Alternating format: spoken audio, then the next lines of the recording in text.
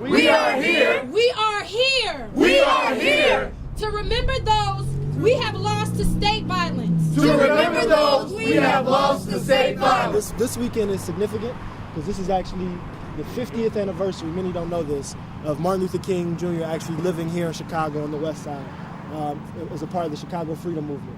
The things that he was fighting for are the same things that we here at BYP 100 are still fighting for today. And what is interesting, if you learn very briefly about that history of Martin Luther King's campaign here, is that he was not able to be successful in the way that he wanted because he had to oppose the black elite in the political machine. The Progressive Caucus. Have called to put more killer police officers on the streets. Around the same time that reparations were signed in for Chicago, right? The Laquan McDonald settlement was signed off for.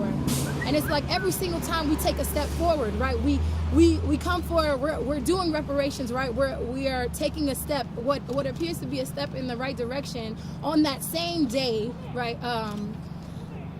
Laquan McDonald, his justice slipped through the cracks. While letting our aldermen know that the blood is also on their hands. And they need to be held accountable. The raisins I am placing in this coffin, they represent the dreams deferred. The blood money you see represent the bodies that are harmed by the state for the purposes of profit. It's not just our bodies that are harmed by the state, it is our dreams and hopes and aspirations as a black community. They represent the violence that comes from gun violence and other forms of inter-community violence within our communities that people blame upon us and come to us to have to respond to and answer for, but do not respond to us when we call for resources so that we can have actual lives and actual futures to live and not just death. I can hear my sister crying. I can't breathe. Now I'm in the struggle and I can't leave. We're calling out the violence of these racist police. We ain't gonna stop till our people are free. So FOP in particular is important because they perpetuate the cycle of criminalization that CPD does, right? Like CPD is able to get away with murder literally through contract that they have through the FOP. Jason Van Dyke, who killed Laquan McDonald, FOP raised money for his bail. So That ain't right. They're financing the freedom of child murderers, of black, you know what I'm saying? Like, that ain't right. So we gotta shut shit down. Shut shit down. We shut shit down. Shut shit down. We shut shit down. We just came in there from shutting down a privately owned bank that the FOP is housed in. That manages our public funds. That manages our public funds. Let's be clear about what we just did. The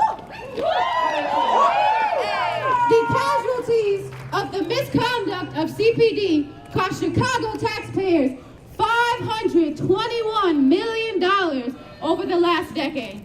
$521 million. Damn. Went to settlements, judgments, legal fees, and other expenses for defending killer cops.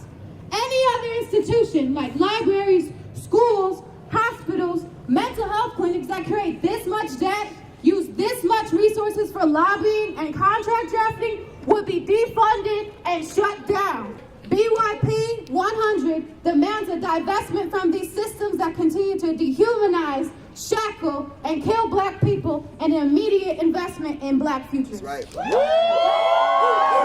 We ready. We coming. We ready. We coming. We ready. We coming. We ready. Hey, We coming. Hey, We ready. We never lie. Black people on the phone. We ready. We coming. We ready. We coming. Now I know some of you got this agenda to build black futures palm card. This is basically a summary of BYP 100's second public policy agenda. And it's basically a set of demands crafted by young black people for an economy that works for us, right? So if we was to put a map over the communities that have the closed schools and the communities that have the highest rates of violence. Those are also the communities that are most disinvested in, right? Those are also the communities where unemployment rates are the highest. So we can't keep these narratives disconnected. They're very much so connected. We want mental health clinics. We want jobs with a living wage. We